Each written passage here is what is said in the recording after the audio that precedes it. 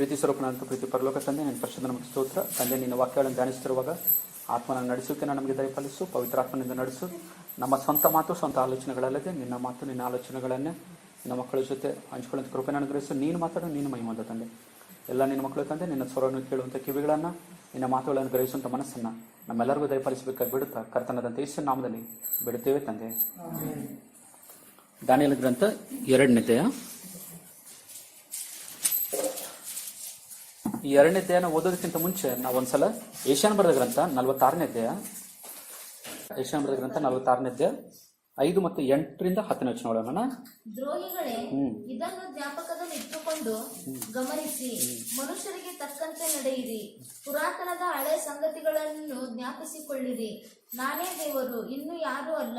ನಾನೇ ಪರಮ ದೇವರು, ನನಗೆ ಸರಿ ಸಮಾನರಿಲ್ಲ. ಆರಂಭದಲ್ಲಿಯೇ ಅಂತ್ಯವನ್ನು ತಿಳಿಸಿದ್ದೇನೆ. ಆರಂಭದಲ್ಲಿಯೇ ಈ ಮಾತನ್ನು ಹೇಳ್ಬೇಕು. ಆರಂಭದಲ್ಲಿಯೇ ಅಂತ್ಯವನ್ನು ತಿಳಿಸಿದ್ದೇನೆ, ನನ್ನ ಸಂಕಲ್ಪವು ನಿಲ್ಲುವುದು. ಮನುಷ್ಯನ ಮನಸ್ಸಿನಲ್ಲಿ ಅನೇಕ ಆಲೋಚನೆಗಳು ಬರ್ಬೋದು, ಆದರೆ ಯೆಹೋವನ ತೀರ್ಮಾನವೇ ಸ್ಥಿರವು.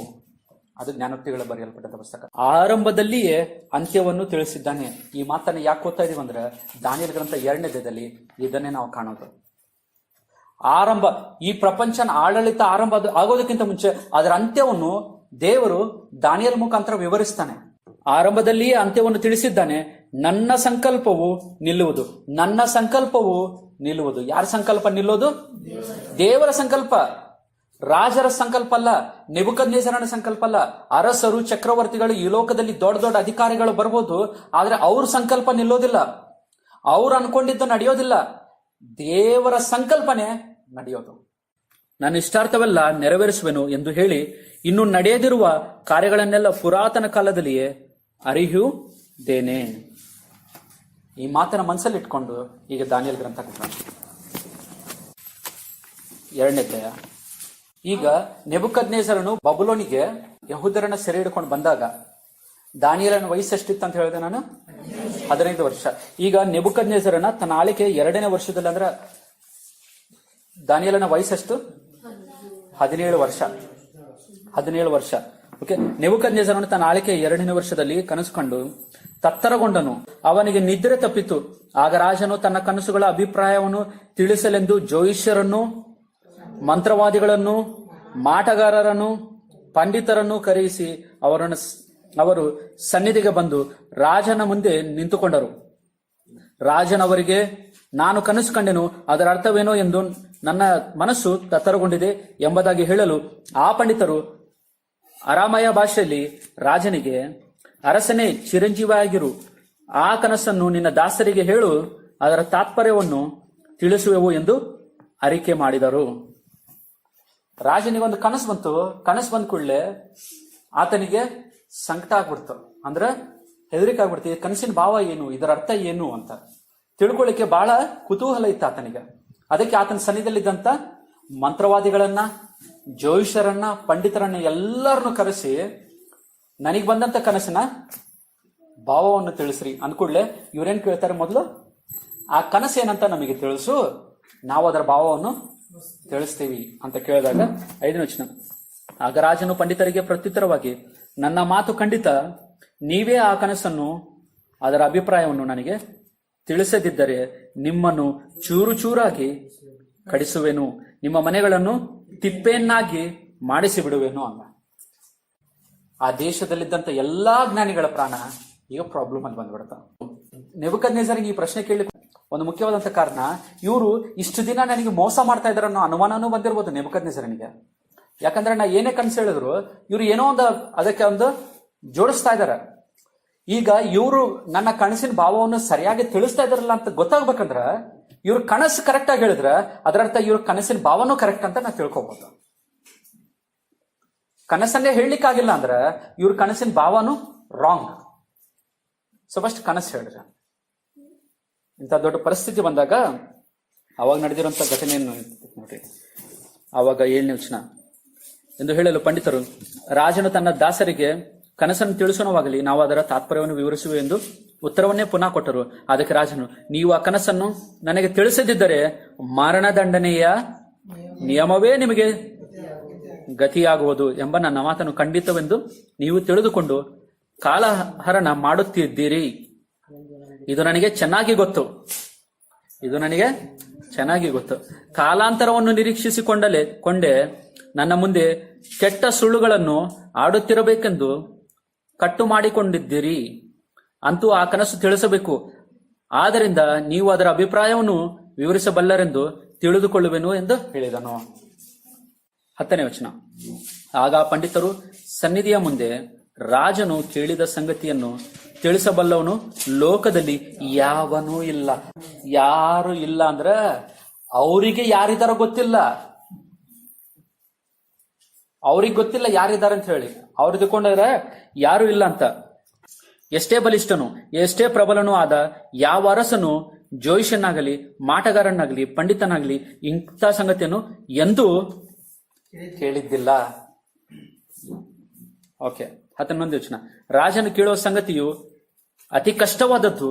ನರ ಜನ್ಮದವರ ಮಧ್ಯೆ ವಾಸಿಸದೆ ದೇವರುಗಳೇ ಹೊರತು ಇನ್ಯಾರು ರಾಜನ ಸಮ್ಮುಖದಲ್ಲಿ ತಿಳಿಸಲಾರರು ಎಂದು ಉತ್ತರ ಕೊಟ್ಟನು. ಇದನ್ನು ಕೇಳಿ ರಾಜನು ಉಗ್ರ ರೋಷವುಳ್ಳವನಾಗಿ ಬಾಬೆಲಿನ ಸಕಲ ವಿದ್ವಾಂಸರನ್ನು ಕೊಲ್ಲಿಸಬೇಕೆಂದು ಆಜ್ಞಾಪಿಸಿದನು. ಕೂಡಲೇ ಆ ಆಜ್ಞೆಯನ್ನು ಹೊರಪಟ್ಟಿತು. ವಿದ್ವಾಂಸರು ಪ್ರಾಣಪ್ರಾಯಕ್ಕೆ ಗುರಿಯಾದರು. ದಾನಿಯೇಲನು ಅವನ ಸ್ನೇಹಿತರು ಕೊಲ್ಲಿಸಲಿಕ್ಕೆ ಹುಡುಕಿದರು. ಈಗ ಈ ದಾನಿಯೇಲ್, ಹನನ್ಯ, ಮಿಶೇಲ್, ಅಜಾರಿಯರು ಇವರು ಈ ಜೋಯಿಷರು ಪಂಡಿತರ ಆ ಲಿಸ್ಟಲ್ಲಿ ಇವರು ಬರ್ತಾರೆ. ಯಾಕಂದ್ರೆ 1ನೇ ಅಧ್ಯಾಯದಲ್ಲಿ ನೋಡಿದ್ವಲ್ಲ, ಇವರು ಉಳಿದವ್ರಿಗಿಂತ 10 ಪಟ್ಟು ಜ್ಞಾನಿಗಳಂತ ಕಾಣಿಸಿದ್ರು. ಸೊ ಇವರನ್ನು ರಾಜರ ಸಲಹೆದಾರರಾಗಿ ರಾಜನ ಇಟ್ಕೊಂಡ.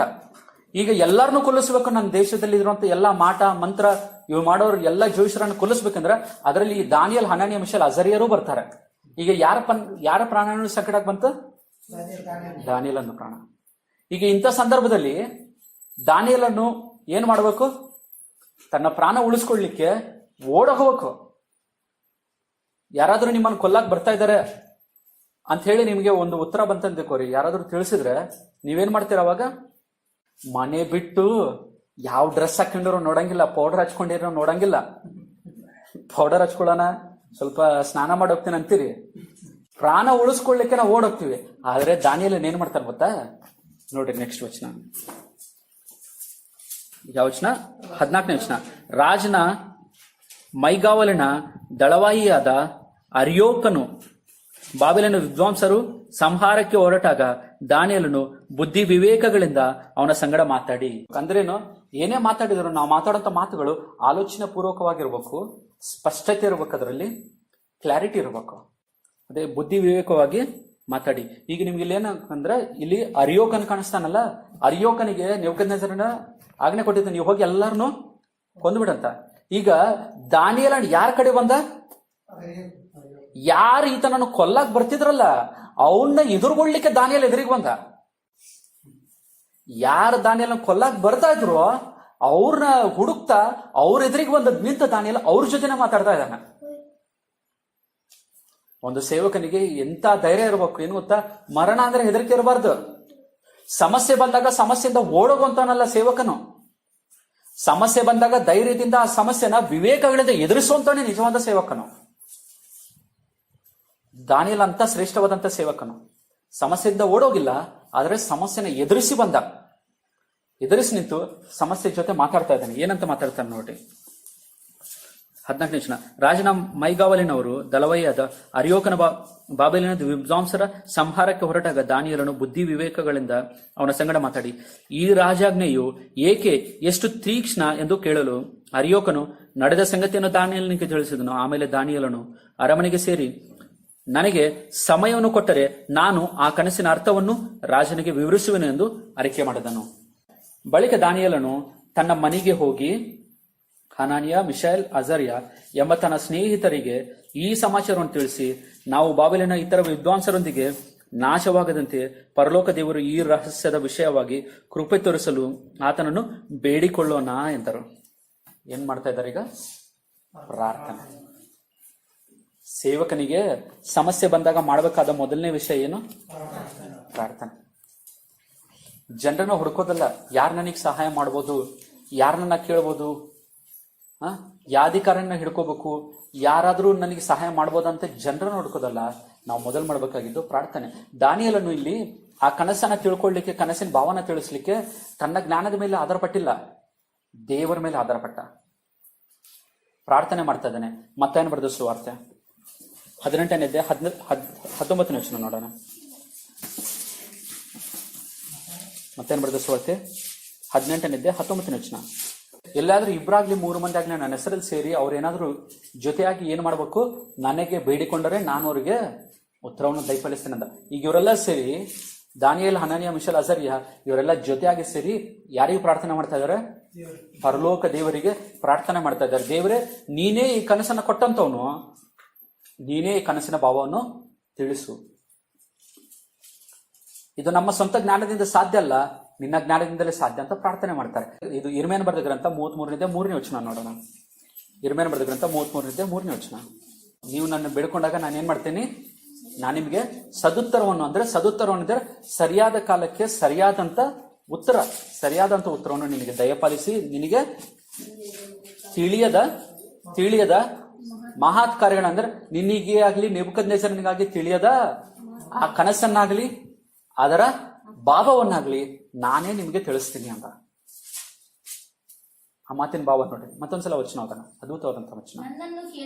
ನನ್ನನ್ನು ಕೇಳಿಕೋ, ನಾನು ನಿನಗೆ ಸರಿಯಾದ ಸಮಯದಲ್ಲಿ ನೀನು ಕೇಳಿದಂತ ಆ ಸಮಯದೊಳಗಡೆ ಸದುತ್ತರವನ್ನು, ಸರಿಯಾದಂತ ಸಮಯದ ಉತ್ತರವನ್ನು ದಯಪಾಲಿಸಿ,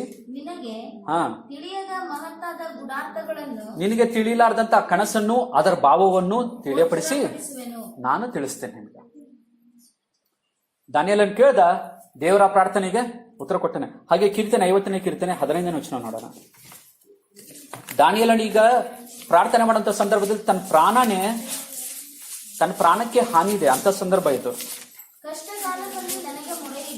ಕಷ್ಟ ಕಾಲದಲ್ಲಿ ನನಗೆ ಮೊರೆ ಇಡೀರಿ, ಏನ್ ಮಾಡ್ತೀನಿ ಅಂತ ದೇವ್ರು. ಈಗ ನಿಮ್ಮ ಪ್ರಾಣಕ್ಕೆ ಸಂಕಟ ಇದೆ, ನಿಮ್ಮ ಪ್ರಾಣಕ್ಕೆ ಹಾನಿ ಇದೆ, ನೀವು ಸಾಯುವಂತ ಸಂದರ್ಭದಲ್ಲಿದ್ದೀರಿ, ನೀವು ಕಷ್ಟದಲ್ಲಿದ್ದೀರಿ, ನೀವು ನನಗೆ ಮೊರೆ ಇಟ್ರೆ ನಾನೇ ನಿಮ್ಮನ್ನ ಬಿಡಿಸ್ತೀನಿ ಅಂತ ದೇವರು. ನಾನು ನಿಮ್ಮನ್ನ ಬಿಡಿಸುವೆನು ಅಂತ ಹೇಳಿ ದೇವರು ವಾಗ್ದಾನ ಮಾಡ್ದ. ಆ ವಾಗ್ದಾನ ನೆರವೇರಿಸ್ತಾನೆ. 91ನೇ ಕೀರ್ತನೆ 15ನೇ ವಚನ. 91ನೇ ಕೀರ್ತನೆ 15ನೇ ವಚನ.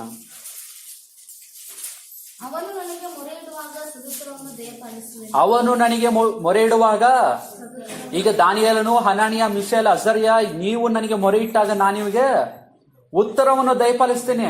ನೀವು ನನ್ನನ್ನ ಕನಸಿನ ಭಾವನ ಕೇಳ್ತಾ ಇದ್ರೆ, ಕನಸನ್ನ ಕೇಳ್ತಾ ನಾನು ನಿಮ್ಗೆ ತಿಳಿಸ್ತೀನಿ. ಅದನ್ನ ನಾನು ನಿಮ್ಗೆ ತಿಳಿಸ್ತೀನಿ. ಜ್ಞಾನೋಕ್ತಿಗಳು 3ನೇ ಅಧ್ಯಾಯ 5-6ನೇ ವಚನಗಳು. ಜ್ಞಾನೋಕ್ತಿಗಳು 3ನೇ ಅಧ್ಯಾಯ 5-6ನೇ ವಚನಗಳು. ದಾನಿಯೇಲನು ತನ್ನ ಸ್ವಬುದ್ಧಿಯನ್ನು ಆಧಾರ ಮಾಡ್ಕೊಂಡಿಲ್ಲ. ದಾನಿಯೇಲನ್ ನಾವು 1ನೇ ಅಧ್ಯಾಯದಲ್ಲಿ ಏನಂತ ನೋಡಿವಿ? ಇವರು 10 ಪಟ್ಟು ಉಳಿದು ಎಲ್ಲಾ ಪಂಡಿತರಿಗಿಂತ, ಜೋಯಿಷರಿಗಿಂತ ಏನಾಗಿದ್ರು? ಇವರು ಜ್ಞಾನವಂತರಾಗಿದ್ರು. ಆದ್ರೂ ನಾನು ಎಲ್ಲರಿಗಿಂತ ಜ್ಞಾನಿ, ನಾನು ತಿಳಿಸ್ತೀನಿ ಅಂತ ಅಂದಿಲ್ಲ. ಸ್ವಬುದ್ಧಿಯನ್ನು ಆಧಾರ ಮಾಡಿಕೊಳ್ಳದೆ ಪೂರ್ಣ ಮನಸ್ಸಿನಿಂದ ಯಾರ ಮೇಲೆ ಭರವಸೆ ಇಟ್ರು? ದೇವರೇ, ನಾನು ಜ್ಞಾನಿಯಾಗಿರ್ಬೋದು, ಆದ್ರೆ ನನಗೆ ಇರುವಂತ ಈ ಜ್ಞಾನ ನೀನು ಕೊಟ್ಟಿದ್ದು. ನಾನು ನನ್ನ ಸ್ವಂತ ಜ್ಞಾನದ ಮೇಲೆ ಆಧಾರ ಪಡ್ತಾ ಇಲ್ಲ, ನಾನು ನಿನ್ನ ಮೇಲೆ ಆಧಾರ ಪಡ್ತಾ ಇದ್ದೀನಿ ಅಂತ ಹೇಳಿ ಏನ್ ಮಾಡ್ದ? ಪೂರ್ಣ ಮನಸ್ಸಿನಿಂದ ಯೆಹೋವನಲ್ಲಿ ಭರವಸೆ ಬಿಟ್ಟು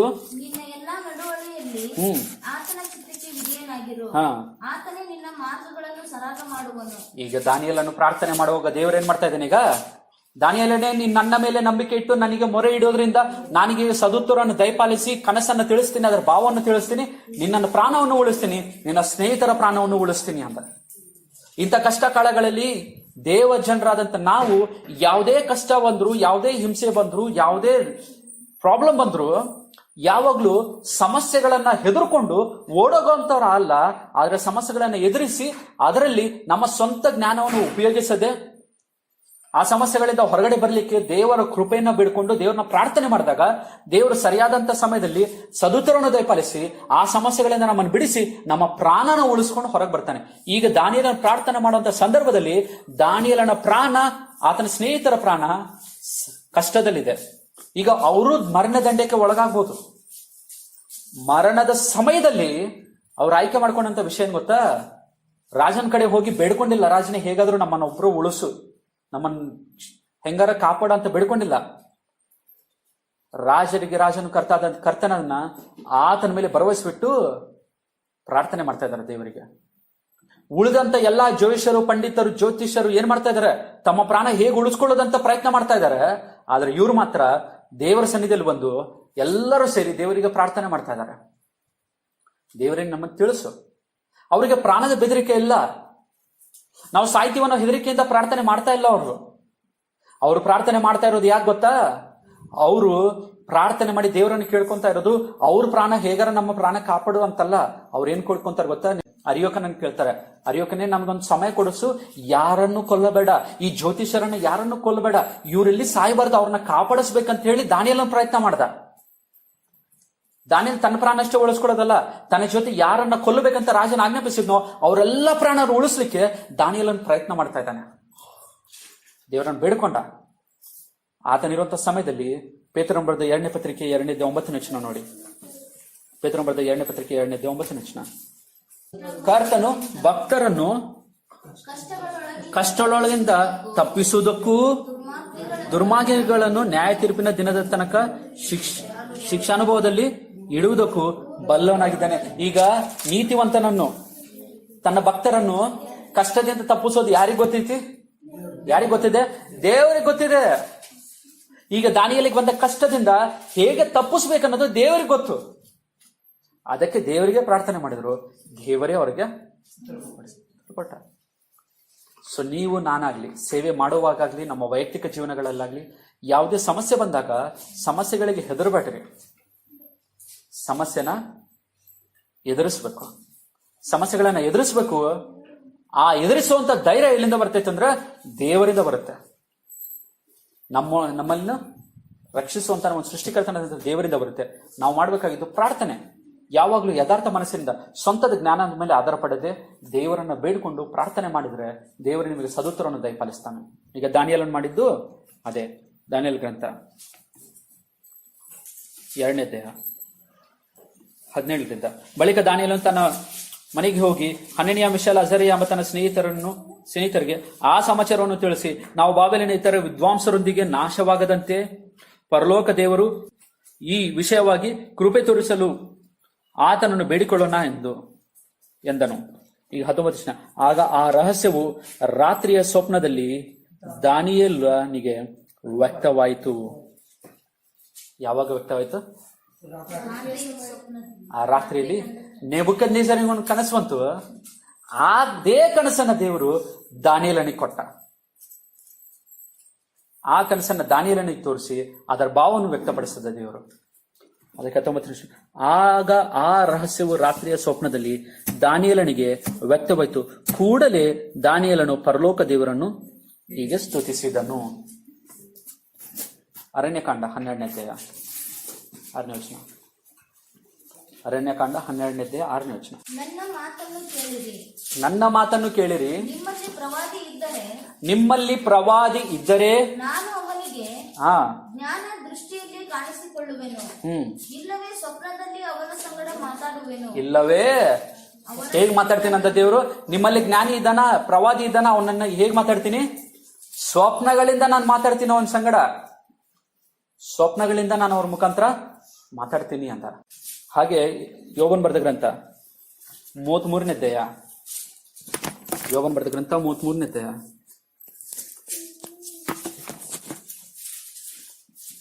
15ನೇ ವಚನದಿಂದ. ಮನುಷ್ಯರಿಗೆ ಗಾಢ ನಿದ್ರೆ ಉಂಟಾದಾಗಲೂ ಹಾಸಿಗೆ ಮೇಲೆ ಜಂಪು ಹತ್ತಿದಾಗಲೂ ಆತನ ಸ್ವಪ್ನದಲ್ಲಿ ರಾತ್ರಿಯ ಕನಸಿನಲ್ಲಿ ಅವರ ಕಿವಿಗಳನ್ನು ತೆರೆದು ಅವರಿಗೆ ಶಿಕ್ಷಾವಚನವನ್ನು ಉಪದೇಶಿಸಿ ಅದಕ್ಕೆ ಮುದ್ರೆ ಹಾಕುವೆನು. ಯಾವಾಗ ನಾನು ತಿಳಿಸ್ತೀನಂದ?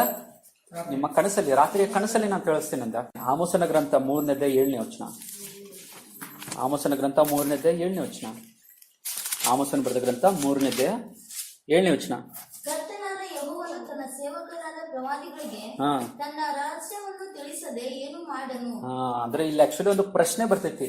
ದೇವರು ತನ್ನ ಸೇವಕರಿಗೆ ತನ್ನ ರಹಸ್ಯಗಳನ್ನ ತಿಳಿಸೋದಿಲ್ಲವೋ ಅನ್ನೋ ತರ ಕೇಳ್ತಾನೆ ದೇವರು. ಈಗ ದಾನಿಯೇಲನಿಗೆ ದೇವರು ತನ್ನ ರಹಸ್ಯವನ್ನು, ಈಗ ನೆಬೂಕದ್ನೆಚ್ಚರನಿಗೆ ಬಂದಂತ ಕನಸು ಯಾರು ಕೊಟ್ಟಿದ್ದ ಕನಸದು? ಪರಲೋಕ ದೇವರು ಕನಸು ಕೊಟ್ಟ. ಈಗ ಅದನ್ನ ತನ್ನ ಸೇವಕನ ಮುಖಾಂತರ ದೇವರು ತಿಳಿಯಪಡಿಸ್ತ. ಎಷ್ಟು ಅದ್ಭುತವಾದಂತ ರೀತಿಯಲ್ಲಿ ನೋಡ್ರಿ, ಅವ್ರು ಪ್ರಾರ್ಥನೆ ಮಾಡಿದ್ರು, ಇವರಿಗೆ ಉತ್ತರ ಸಿಕ್ತು. ಆದ್ರೆ ಈಗ ನಮ್ಮಲ್ಲಿ ಕೆಲವೊಬ್ರು ಇದ್ದಾರೆ, ಸುಳ್ಳು ಬೋಧಕರಿದ್ದಾರೆ.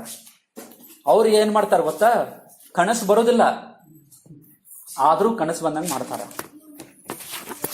ಈ ನಮ್ಮ ಮಧ್ಯದಲ್ಲೂ ಬಹಳಷ್ಟು ಜನ ಕನಸು ಹೇಳುವಂತವ್ರು ಇದ್ದಾರೆ. ಅವ್ರ ಬಗ್ಗೆ ಬೈಬಲ್ ಅಲ್ಲಿ ಇರುವಂತ ಒಂದು ಮಾತನ್ನು ನೋಡಿ, ಇರ್ಮೇನ್ ಬರೆದ ಗ್ರಂಥ 23ನೇ ಅಧ್ಯಾಯ. ಇರ್ಮೇನ್ ಬರೆದ ಗ್ರಂಥ 23ನೇ ಅಧ್ಯಾಯ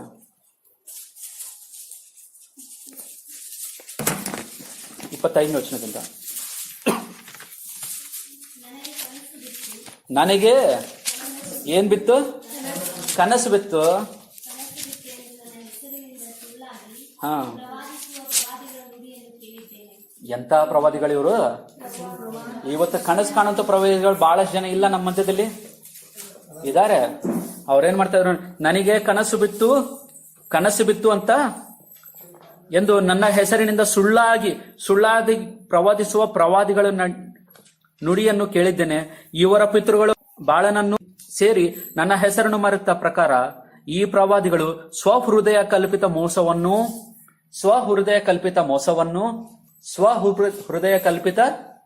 ಮೋಸವನ್ನು ಪ್ರಕಟಿಸುತ್ತಾ ತಾವು ತಮ್ಮ ನೆರೆಹೊರೆಯವರಿಗೆ ತಿಳಿಸುವ ತಮ್ಮ ಕನಸುಗಳ ಮೂಲಕ ನನ್ನ ಜನರು ನನ್ನ ಹೆಸರನ್ನು ಮರೆಯುವಂತೆ ಮಾಡಬೇಕೆಂದು ಆಲೋಚಿಸಿಕೊಂಡಿದ್ದಾರಲ್ಲ. ಇವರು ಸುಳ್ಳಾದ ಕನಸು ಹೇಳಿ ಏನ್ ಮಾಡ್ತಾ ಇದಾರೆ? ಜನರನ್ನ ದೇವರಿಂದ ಬೇರೆ ಮಾಡ್ತಾ ಇದ್ದಾರೆ. 28ನೇ ವಚನ.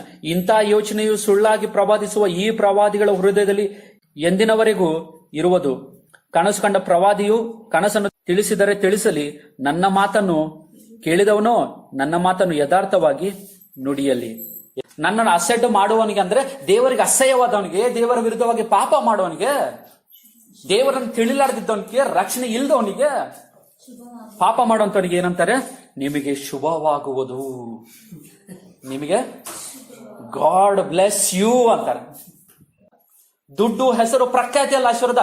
ನಿಜವಾದ ಆಶೀರ್ವಾದ ನೀನು ನಿನ್ನ ಕುಟುಂಬದ ರಕ್ಷಣೆ ಹೊಂದೋದು. ನೋಡ್ರಿ ಏನಂತ ಇದೆ, ನನ್ನನ್ನು ಅಸಡ್ಡೆ ಮಾಡುವವರಿಗೆ, ನನ್ನನ್ನೇ ತಿಳ್ಕೊಂಡಿಲ್ಲ ಪಾಪ ಮಾಡುವವನಿಗೆ, ನನ್ನ ಅಸಡ್ಡೆ ಮಾಡುವವನಿಗೆ ನಿಮಗೆ ಶುಭವಾಗುವುದು ಎಂಬುದಾಗಿ ಯೆಹೋವನು ಅಂದಿದ್ದಾನೆ. ಸ್ವಂತ ಹೃದಯದ ಹಠದಂತೆ ನಡೆಯುವರೆಲ್ಲರಿಗೂ ನಿಮಗೆ ಯಾವ ಕೇಡು ಸಂಭವಿಸದು ಎಂದು ನುಡಿಯುತ್ತಾರೆ. ಸ್ವಂತ ಹೃದಯದ ಹಠದಿಂದ ನಡೆಯುವರೆಲ್ಲರಿಗೂ ನಿಮಗೆ ಯಾವ ಕೇಡು ಸಂಭವಿಸದು ಎಂದು ನುಡಿಯುತ್ತಾರೆ. ನಿಮ್ಗೇನಾಗಂಗಿಲ್ಲ, ನೀವು ಕುಡೀರಿ, ನಿಮ್ಗೇನ್ ಪ್ರಾಬ್ಲಮ್ ಇಲ್ಲ, ಮಾಡಿ, ಪಾಪ ಮಾಡ್ರಿ. ನೀವು ಕುಡಿದ್ರೂ ಪರವಾಗಿಲ್ಲ ಹಬ್ಬ, ಏನ್ ಪಾಪ ಮಾಡಿದ್ರು ಪರವಾಗಿಲ್ಲ ಹಬ್ಬ, ನಿಮ್ಗೆ ಒಳ್ಳೇದಾಗ್ತೈತಿ. ಏನು ಒಳ್ಳೇದಾಗ್ತೈತಿ ನಿನಗ? ದುಷ್ಟನನ್ನ ನೋಡಿ ದುಷ್ಟನೇ ನಿನ್ ಸತ್ಯ ಸಾಯುವಂತ ನಾನು ನುಡಿಯುವಾಗ ನೀನು ಹೋಗಿ ಆ ದುಷ್ಟನನ್ನ ಎಚ್ಚರಿಸದೆ ಹೋದರೆ ಅವನು ತನ್ನ ದುಷ್ಟತ್ವದಲ್ಲಿ ಸತ್ತರೆ ಅವನ ರಕ್ತವನ್ನು ನಿನ್ನ ಮೇಲೆ ಹಾಕ್ತೀನಿ ಅಂದ ದೇವರು. ಎಜೆಕಿಯೇಲ್ 33:8. ನೀನು ದುಷ್ಟನ ಕಡೆ ಹೋಗಿ ದುಷ್ಟನೇ ನಿನ್ ಸತ್ಯ ಸಾಯುವಂತ ಯೆಹೋವನು ನುಡಿದಂತ ಮಾತನ್ನು ನುಡಿದ್ರೆ ಅವನು ತನ್ನ ಆ ಮಾತುಗಳನ್ನು ಕೇಳಿ ತನ್ನ ದುಷ್ಟತ್ವದಿಂದ ತೆರಗದೆ ಹೋದರೆ ಅವನು ಸತ್ತರೆ ಅವನ ರಕ್ತಕ್ಕೆ ಹೊಣೆಗಾರನು ಅವನೇ ಆಗ್ತಾನೆ. ನೀನಾದರೂ ನಿನ್ನ ಪ್ರಾಣವನ್ನು ಉಳಿಸಿಕೊಳ್ಳುವಿ. ನಿಮಗೆ ನಿಮ್ಮ ಭವಿಷ್ಯನ ದೇವರು ಬೈಬಲಲ್ಲಿ ಹೇಳಿದಾನೆ. ನೀವು ಯಥಾರ್ಥವಾಗಿ ನನ್ನ ಮುಂದೆ ನನಗೆ ಮೆಚ್ಚುಗಾಗಿ ನಡೆದ್ರೆ ನಾನು ನಿಮ್ಮನ್ನು ಆಶೀರ್ವದಿಸ್ತೀನಿ, ಪರಲೋಕ ಸೇರಿಸ್ತೀನಿ, ನೀನ್ ಎಲ್ಲಾ ಕಾರ್ಯಗಳನ್ನು ಸಫಲ ಮಾಡ್ತೀನಿ. ಕೀರ್ತನೆ 1ರಲ್ಲಿ ಏನಂತ ಹೇಳಿದ್ರು? ಹಗಲು ರಾತ್ರಿ ನೀನು ಈ ವಾಕ್ಯಗಳನ್ನ, ಧರ್ಮಶಾಸ್ತ್ರಗಳ ಗ್ರಂಥಗಳನ್ನ ಆನಂದಿಸುತ್ತೆ, ಇದನ್ನು ಧ್ಯಾನಿಸಬೇಕು. ಆವಾಗ ನೀನು ಮಾಡೋ ಎಲ್ಲಾ ಕಾರ್ಯಗಳಲ್ಲಿ ಯೆಹೋವನು ನಿನ್ನನ್ನು ಸಫಲ ಮಾಡುವನಂತ ವಾಕ್ಯದಲ್ಲಿ ಇದೆ ಅಲ್ಲ. ಅಂದ್ರೆ ನೀವು ವಾಕ್ಯಗಳನ್ನು ಧ್ಯಾನಿಸ್ತಾ ಇದ್ರೆ ನೀನು ಏನೇ ಮಾಡಿದ್ರು ದೇವರು ನಿನ್ನ ಆಶೀರ್ವದಿಸ್ತಾನೆ. ಇನ್ನು ಮತ್ತು ಪ್ರತ್ಯೇಕವಾಗಿ ಸ್ಪೆಷಲ್ ಬ್ಲೆಸ್ಸಿಂಗ್ ಹೋಗಿ ಕೇಳೋದೇನಿತ್ತು ನಿನಗೆ? ವಾಕ್ಯಗಳ ಪ್ರಕಾರ ನಡೆಯಂಗಿಲ್ಲ. ಹೋಗಿ ಪಾಸ್ಟ್ ಕಡೆ ಬೇಡ್ಕೊಂಡ್ರೆ ಏನ್ ಬರ್ತೈತಿ? ಏನು ಬರೋದಿಲ್ಲ. ನಾವು ಜನರಿಗೆ ಸುಳ್ಳಾದ ಆಶ್ವಾಸನೆಗಳನ್ನ, ಸುಳ್ಳಾದ ಆಶೀರ್ವಾದಗಳನ್ನ ಹೇಳಿ ಜನರು ದೇವರಿಗೆ ವಿಧೇಯರಾಗದೆ ಅವ್ರು ಮಾಡೋಂಗ್ ಮಾಡ್ತಾ ಇದ್ದಾರೆ. ಈಗ ನಾನು ನಿಮಗೆ ಆಜ್ಞೆಯನ್ನ ಕೊಡದೆ, ಅಂದ್ರೆ ದೇವರಿಗೆ ಮೆಚ್ಚುಗಾಗಿ ಬದುಕಬೇಕಂತ ಹೇಳಾರ್ದೆ, ಬ್ರದರ್ ಈ ವರ್ಷ ದೇವ್ರು ನಿಮ್ಮನ್ನು ಆಶೀರ್ವದಿಸ್ತಾನೆ ಅಂತ ಡೈರೆಕ್ಟ್ ಹೇಳ್ಬಿಟ್ಟು ನಿಂತ್ಕೊಂಡು, ಅವಾಗ ನೀನು ಯಾವ ಪಾಪ ಮಾಡಿದ್ರು ದೇವ್ರು ಆಶೀರ್ವದಿಸ್ತಾನೆ ಅಂತ ನೀನು ಯೋಚನೆ ಮಾಡ್ತೀರಾ? ಅಂದ್ರೆ ನಾನೇನು ಮಾಡೋ ಅವಶ್ಯಕತೆ ಇಲ್ಲ, ದೇವ್ರು ಆಶೀರ್ವದಿಸ್ತಾನೆ, ನನ್ನ ಪ್ರಾಬ್ಲಮ್ ಮುಗಿತು, ನಾನೇನು ಎಲ್ಲ ನಾನು ಮಾಡ್ಕೊಂತ ಹೋಗ್ತೀನಿ. ಈಗ ದೇವರ ಆಶೀರ್ವಾದಕ್ಕೆ ಏನಾದ್ರೂ ಬೆಳೆ ಇದೆಯಾ? ಏನೂ ಇಲ್ಲ. ನಾವು ಜನರಿಗೆ ಏನನ್ನು ಬೋಧಿಸ್ಬೇಕಾ? ಬ್ರದರ್, ದೇವ್ರು ನಿಮ್ಮನ್ನು ಆಶೀರ್ವದಿಸ್ಬೇಕಾ? ಈ ವರ್ಷ ನೀವು ದೇವರಿಗೆ ವಿಧೇಯರಾಗಿ ನಡ್ಕೋಬೇಕು. ಬೈಬಲ್ ಓದ್ರಿ, ಪ್ರಾರ್ಥನೆ ಮಾಡ್ರಿ, ದೇವರು ಹೇಳೋದಂತ ವಾಕ್ಯಗಳ ಪ್ರಕಾರ ನಡೀರಿ, ದೇವರು ನಿಮ್ಮನ್ನು ತಪ್ಪದೇ ಆಶೀರ್ವದಿಸ್ತಾನೆ ನೋಡಿ. ಅವಾಗ ಅವರಿಗೆ ಈಗ ಆಶೀರ್ವಾದನೂ ಕೊಟ್ವಿ, ಹಂಗ ಆಜ್ಞೆನೂ ಕೊಟ್ವಿ, ನೀವು ವಾಕ್ಯದ ಪ್ರಕಾರ ನಡೀರಿ, ದೇವ್ರ ಆಶೀರ್ವದಿಸ್ತಾನೆ. ಇಲ್ಲ ಅಂದ್ರೆ ಆಶೀರ್ವದಿಸಂಗಿಲ್ಲ. ಈಗ ದಾನಿಯೇಲನು ಏನ್ ಮಾಡ್ದ? 19ನೇ ವಚನ. ಆಗ ಆ ರಹಸ್ಯವು ರಾತ್ರಿ ಸ್ವಪ್ನದಲ್ಲಿ ದಾನಿಯೇಲನಿಗೆ ವ್ಯಕ್ತವಾಯಿತು. ಕೂಡಲೇ ದಾನಿಯೇಲನು ಪರಲೋಕ ದೇವರನ್ನು ಸ್ತುತಿಸಿದನು.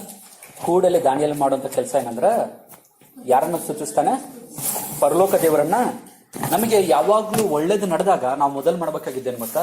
ದೇವರನ್ನು ಸ್ತುತಿಸ್ಬೇಕು. ದೇವರೇ ನೀನ್ ಕೊಟ್ಟಿಯ. ದೇವರನ್ನು ಸ್ತುತಿಸೋದಕ್ಕೆ ಉದ್ದೇಶ ಏನಂದ್ರೆ, ದೇವರೇ ಇದು ನನಗೆ ಸಿಕ್ತು ಅಂದ್ರೆ ಅದು ನಿನ್ನ ಕೃಪೆಯಿಂದ ಮಾತ್ರ ಅಂತ ದೇವರನ್ನ ಸ್ತುತಿಸುವಾಗೆ.